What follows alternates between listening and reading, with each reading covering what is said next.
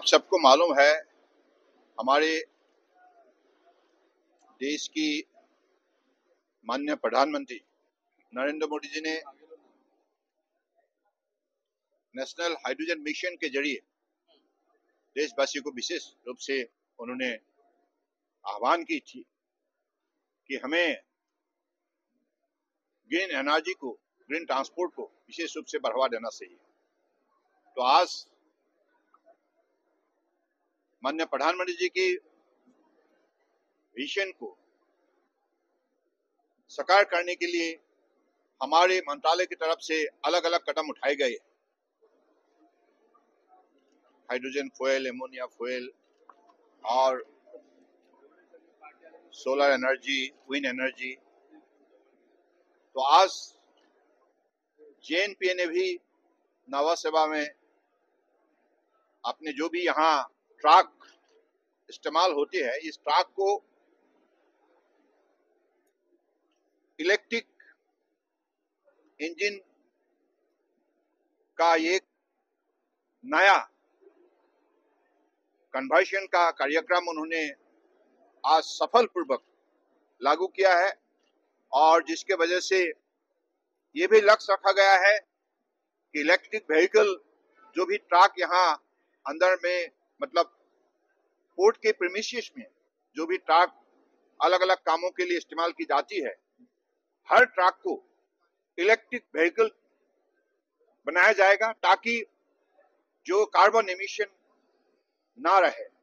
Zero carbon emission की दिशा पर हमारी यात्रा को आगे बढ़ाने के लिए जेएनपी ने एक महत्वपूर्ण कदम उठाया है। तो मैं और यहाँ की जो भी एक स्टेक होल्डर है एनर्जी इन मोशन, उनके और जेएम बक्सी, उन लोगों ने इस कार्यक्रम को सफल बनाने के लिए उन्होंने अपने तरफ से जो भी कदम उठाया है, तो मैं सभी स्टेक होल्डर को विशेष रूप से धन्यवाद देता हूं। और हमारे परम आदरणीय प्रधानमंत्री जी की जो विशेष रूप से जो उन्होंने लक्ष्य दी है देशवासियों को, इस लक्ष्य को पूरा करने के लिए हमारे मंत्रालय के अलग अलग जो भी संस्था है, अलग अलग जो हमारी यूनिट है, सब लोग लगे हुए हैं।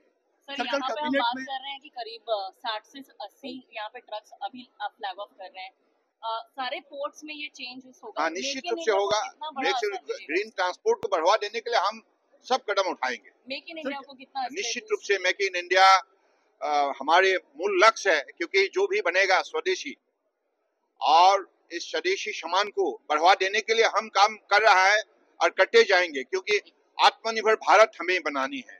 तो आत्मनिर्भर भारत के लिए स्वदेशी सामान हमारे बहुत बड़े एक हमारे कदम है। तो निश्चित रूप से इस विषय पर देशवासियों ने अभी जो भी परम आदरणीय प्रधानमंत्री जी के आह्वान को उन्होंने जो रेस्पॉन्ड की है, ये बहुत बड़े हमारे लिए मनोबल देने का काम किया है। तो मुझे लगता है कि सब लोग हम एकत्रित होकर इस विषय को आगे बढ़ाएंगे।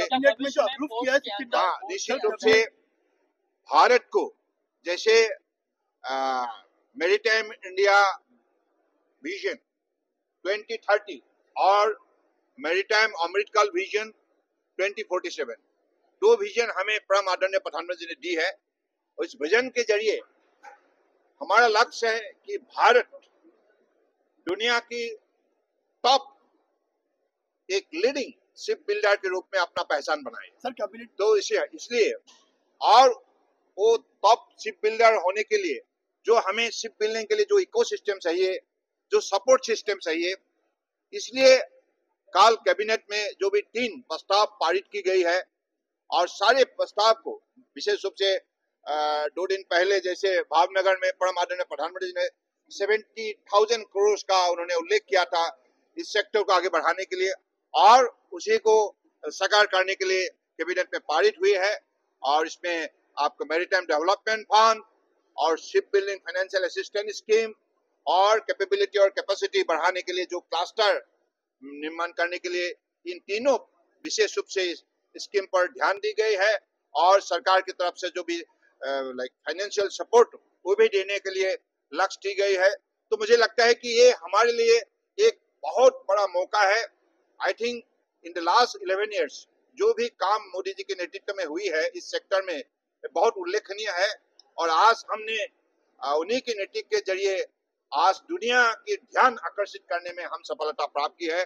और अगले 2030 तक इंडिया इस शक्ति के जरिए दुनिया के टॉप 10 शिप बिल्डिंग नेशन बनेगा और by 2047 India will be the top 5 shipbuilding nation in the world. So maritime sector में सुपर पावर के हिसाब से हिंदुस्तान अपना पहचान बनाएगा। और परम आदरणीय प्रधानमंत्री जी ने जो भी पिछली 11 साल में जो मदद की है इस सेक्टर को बढ़ावा देने के लिए, इसके वजह से इस सेक्टर का हर वर्टिकल में सफलता प्राप्त की है।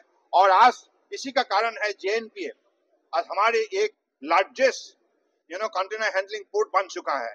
तो दुनिया की 23 बड़े पोर्ट के अंदर अपने जगह बनाने में सफलता प्राप्त की। यह संभव इसलिए हुई है परम आदरणीय प्रधानमंत्री जी का दिए हुए शक्ति, मनोबल, साहस और जो पॉलिसी, प्रोग्राम, इनिशिएटिव, इसके वजह से ये संभव हुई है। लेह लद्दाख में